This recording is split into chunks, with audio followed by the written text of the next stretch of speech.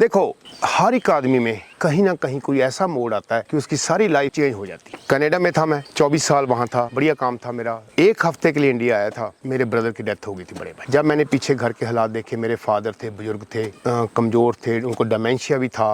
तो पहले तो भाई साहब देख रहे थे। उनके जाने के बाद तो मैंने सोचा कि ये मेरी भाभी अकेली रह गई थी, ये उसकी ड्यूटी तो नहीं है ना हमारे फादर को संभालने। तो रात को मैं 11 बजे आया, 2-3 घंटे पापा जी से बात की, फैमिली के हालात देखे, और सुबह 6 बजे मेरी पहली कॉल कनाडा में ये थी कि जब तक मेरे पापा जी जिंदा हैं, फादर जिंदा हैं, मैंने वापस नहीं आना। तो दोस्तों, आज हम पहुंचे हैं पंजाब के पटियाला में। यहाँ हम बात करने वाले हैं बकरी पालन के बारे में, कैसे आप इसको सक्सेसफुल बना सकते हो, कैसे ज़्यादा से ज़्यादा कम खर्च में प्रॉफिट कमा सकते हो। चलिए फटाफट से देर करते हुए वीडियो शुरू करते हैं। सर नमस्कार। नमस्कार सर, आपका कांग गोट फराने के लिए एक बार फिर बहुत बहुत शुक्रिया। बहुत शानदार लगा सर, आपकी जो हिस्ट्री, आपकी जो जर्नी है बड़ी शानदार रही सर। कनाडा से सीधा आप इंडिया में आए और खेत खलिहान में आकर, अपने गाँव में आकर यहाँ बकरी पालन शुरू करा।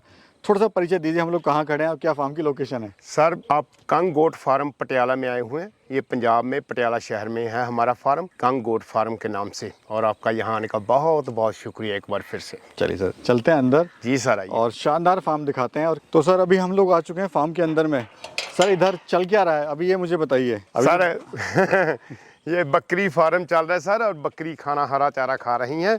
ये देखिए, इनको हरा चारा दोपहर को हम देते हैं, वही ये खा रही हैं। सर थोड़ा सा अपनी स्टोरी के बारे में बताइए, बड़ी इंटरेस्टिंग आपकी स्टोरी है सर। ऊपर वाले का जो हुक्म हुआ हमने तो वही किया। कनाडा, यहाँ से कनाडा भेज दिया, 24 साल लगाने के बाद वापस बुला लिया, तो हम वापस आके हमने जानवरों के साथ काम करने लगे। देखो, हर एक आदमी में कहीं ना कहीं कोई ऐसा मोड़ आता है कि उसकी सारी लाइफ चेंज हो जाती है। कनाडा में था मैं, 24 साल वहाँ था, बढ़िया काम था मेरा, रियल एस्टेट का काम करता था। एक हफ्ते के लिए इंडिया आया था, मेरे ब्रदर की डेथ हो गई थी, बड़े भाई की। उसके लिए एक हफ्ते के लिए आया था। जब मैंने पीछे घर के हालात देखे, मेरे फादर थे, बुजुर्ग थे, कमज़ोर थे, उनको डिमेंशिया भी था। तो पहले तो भाई साहब देख रहे थे। उनके जाने के बाद तो मैंने सोचा कि ये मेरी भाभी अकेली रह गई थी, ये उसकी ड्यूटी तो नहीं है ना हमारे फादर को संभालने। तो रात को मैं 11 बजे आया, 2-3 घंटे पापा जी से बात की, फैमिली के हालात देखे, और सुबह 6 बजे मेरी पहली कॉल कनाडा में ये थी कि जब तक मेरे पापा जी जिंदा हैं, फादर जिंदा हैं, मैंने वापस नहीं आना। ये मोड़ था यहाँ पे आने का। और उसके बाद कुछ ना कुछ तो यहाँ करना ही था। बकरी पालन में सर कैसे आए, क्या आपको बकरी पालन के अंदर अच्छा लगा? लोग कहते हैं सर ये बेकार का बिजनेस है, बेकार का धंधा है, इससे कुछ प्रॉफिट वगैरह नहीं होता, फार्म बंद हो जाते हैं जी। बट आपने कनाडा जैसे कंट्री से वापस आने के बाद बकरी पालन करा, क्यों सर? सर, सिर्फ वही लोग आप इसको बोलेंगे कि ये घाटे का धंधा है जहाँ तक जिनको काम नहीं आता, जहाँ जिन्होंने ये काम कभी किया ही नहीं, और जो अगर किया भी है तो ऑर्गेनाइज ढंग से नहीं किया। आप कभी महाराष्ट्र जाके देखो सर, हम तो पंजाब की बात करते हैं, हमारे पास 200-250 की बकरी है, हम बोलते हैं कि बहुत बड़े फार्मर हैं।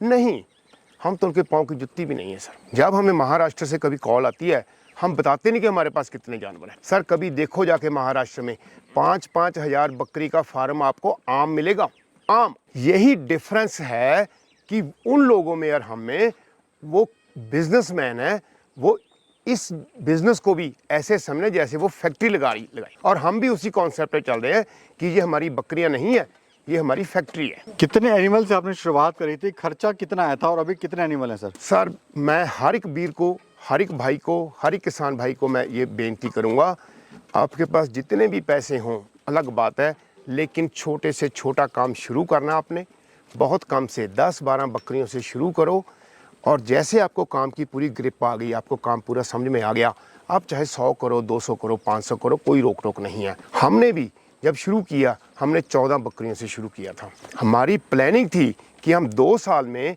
हम अपने फार्म को 100 पे लेके जाएंगे। 14 बकरी शुरू किया, उसी हिसाब से शेड पहले ही बना लिया था कि करना ही है काम, और 200 बकरी तक पहुंचना है, 100 बकरी तक पहुंचना है। लेकिन हमारी मेहनत का लगा लो, हमारे हेल्परों की मेहनत का काम नतीजा लगा लो, जहाँ हमारा जानवर से लगाव लगा लो, जहाँ हमारी नॉलेज की बात कर लो, 2 साल में 200 से ऊपर पहुंच गए हैं। सर आपके फार्म पे, आपको मैं बीच में टोकना चाहूँगा, आपको जो है यहाँ के मुख्यमंत्री से इनाम भी मिल चुका है। जी सर, बहुत हमारे लिए ऑनर की बात है।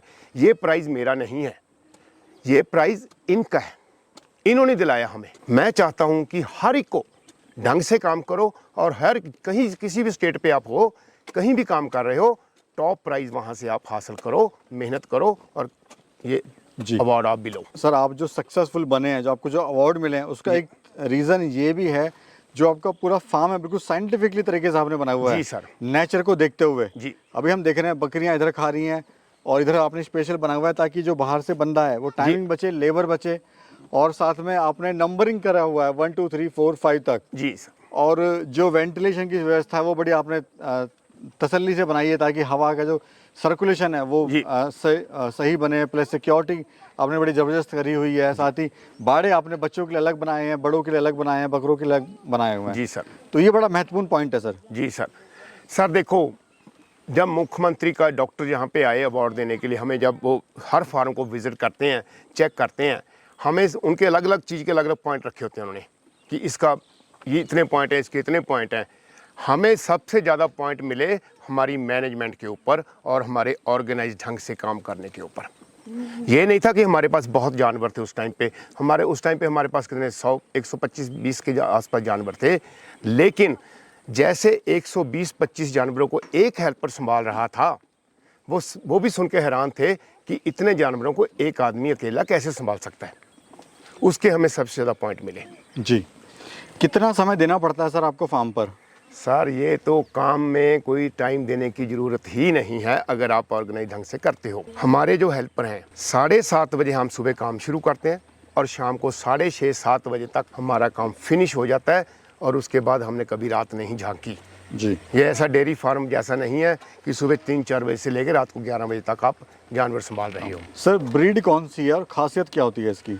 सर हमारे पास ब्रीड है जी बीटल, ये पंजाब की ब्रीड है, और ये अकेले पंजाब की ब्रीड नहीं बोलूंगा इसको मैं, ये सारे हिंदुस्तान की ब्रीड है। जम्मू कश्मीर से लेके कर्नाटका तक सबसे ज्यादा इस ब्रीड की डिमांड है बीटल, क्योंकि इसकी खासियत सबसे बड़ी ये है कि ये हर वेदर में एडजस्ट कर लेती है। हमारे कुछ जानवर जम्मू कश्मीर भी गए हुए हैं, हिमाचल में भी गए हुए हैं, MP भी गए हैं, वहाँ सारे सक्सेसफुली चल रहे हैं। दूसरी बात, इस ब्रीड के सुहप्पन बहुत है, बहुत सुंदर ब्रीड है, आंखें इतनी सुंदर हैं, लंबे चौड़े कान, बढ़िया सींग हैं जी, अच्छा कद काठ है, मीट बहुत अच्छा है और दूध के लिए भी बहुत अच्छा है। बहुत बढ़िया है। सर फार्मर भाई कहाँ गलती करता है? उसकी जो प्लानिंग होती है वो गलत हो जाती है, जिसके कारण फार्म फेल होते हैं। जी। रीज़न क्या है सर? कैसे फार्म को सक्सेसफुल बना सकते हैं? सर सबसे बड़ा रीज़न, हर जगह मैं बोलता हूँ, जो भी मेरे पास आता है मैं उनको बोलता हूँ, आपका सक्सेस का एक ही सबसे बड़ा कारण है, सक्सेस का और फेलियर का दोनों के बीच का जो कारण है वो है proper training, professional training, practical training. ये बातें ज़रूरी हैं, उसके बिना आप ये धंधा ना कीजिए। वैसे तो कोई भी नहीं करना चाहिए, लेकिन स्पेशली ये धंधा, क्योंकि इस धंधे में डॉक्टरों की बहुत ज़्यादा कमी है। बहुत कम डॉक्टर हैं जो बकरियों को अच्छी तरह जानते हैं। इसलिए काम सीखो, प्रैक्टिकल काम सीखो, अच्छा काम सीखो और अच्छा काम करो, आपका फेल होने का चांस नहीं है। जी सर, खाने में आप इनको क्या क्या दे रहे हो? कितनी टाइम आप इनको खाना देते हो? साहब हम इनको 4 टाइम खाना देते हैं जी। सुबह देते हैं सूखा भूसा जो होता है, दोपहर को जैसे आप देख रहे हो हरा दे रहे हैं, शाम को एक बार इनको थोड़ा सा सूखा देंगे और उसके बाद रात को फीड देंगे। जब हम फीड देते हैं उसके बाद इनको कुछ नहीं खाने को देते, कुछ भी पीने को नहीं देते। फीड देने के बाद हम इनको पानी भी नहीं देते, और आपने भी ये गलती नहीं करनी कि फीड के बाद इनको पानी दो। 2 कारण है सर, इसकी गले की जो नाली है बहुत छोटी है और इसकी आदत है ये थोड़ी सी लालची है जानवर बकरी। ऐसा ना हो कि जैसे मुंह फीड से भरा हुआ है ऊपर से पानी पी ले और चोक होने का डर है। दूसरा, जब फीड देने के बाद आप पानी दोगे तो चांसेस हैं कि अंदर जाके वो दाना फूल जाए और इसका कोई नुकसान हो जाए। इसलिए फीड देने के बाद पानी नहीं देना, आपने कम से कम 2 घंटे तो नहीं देना। सर जब आपने काम शुरू करा था, जी सर। हमेशा हर बिजनेस में नुकसान होता ही होता है। जी सर। आपको कभी नुकसान हुआ, और हुआ तो क्यों, और क्या उससे आपने सबक लिया?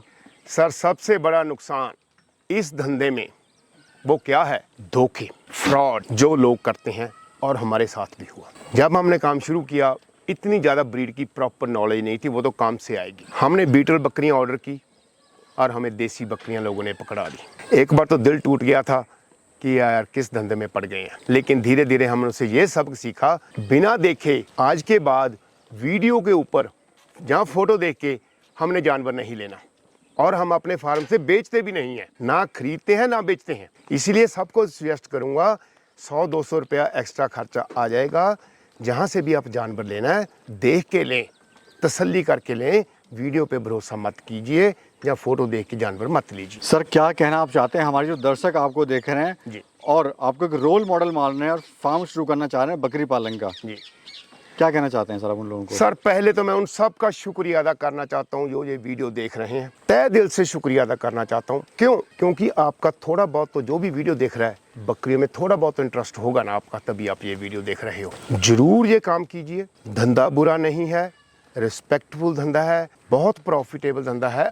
लेकिन अगर आपको काम आता है तब काम सीखना है, प्रॉपर सीख के काम करना है। ये आपको किसी बात की कमी नहीं छोड़ेंगे। बहुत प्यारे जानवर हैं, आप ज़रूर काम कीजिए। देखो, खेती बाड़ी के साथ साथ ज़्यादा बड़ा काम नहीं कर सकते। कम से कम 2 बकरियां 3 बकरियों से काम शुरू कर लो और आपको एक्सपीरियंस हो जाएगा। आप देखना क्या देते। लोग सर एक चीज़ और देखिए, बस सोचते रहते हैं काम करना है काम करना है, उम्र बीत जाती है, हिम्मत नहीं करते हैं। हिम्मत करना भी सर साथ में ज़रूरी है। सर उसमें कई कारण होते हैं। किसी का मन कर रहा होता है, उसके पास पैसे नहीं होते, या किसी कोई बिजनेस ऐसे होते हैं जो मन कर रहा है लेकिन उसकी इन्वेस्टमेंट बहुत ज़्यादा होती है। यही एक ऐसा धंधा है, आप इसको कहीं भी कर सकते हो, अपने घर में भी रख सकते हो। 2 बकरियां घर में रख लो, बच्चों ने संभाल लेनी है जी। और ज़्यादा इन्वेस्टमेंट की जरूरत नहीं है इसमें। बहुत कम से कम इन्वेस्टमेंट में बहुत कम से कम टाइम वेस्ट करके आप ये धंधा कर सकते हो। बहुत बहुत शुक्रिया सर और बहुत बहुत धन्यवाद, आपने समय दिया और बहुत अच्छी जानकारी आपने हमारे किसान भाई को देने की कोशिश करी। शुक्रिया आपका सर। बहुत बहुत शुक्रिया हमारे फार्म पे आने का। सारे किसान वीरों को नमस्कार।